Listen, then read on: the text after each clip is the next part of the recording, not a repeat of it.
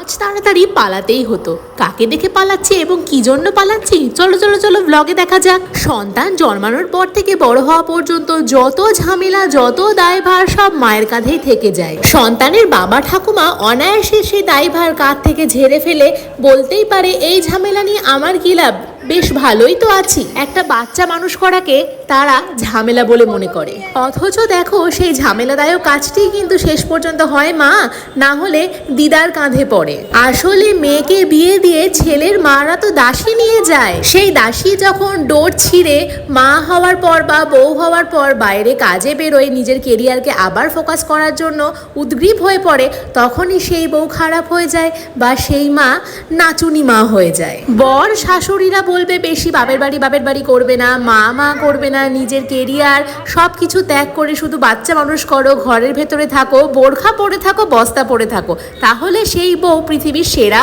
বউ।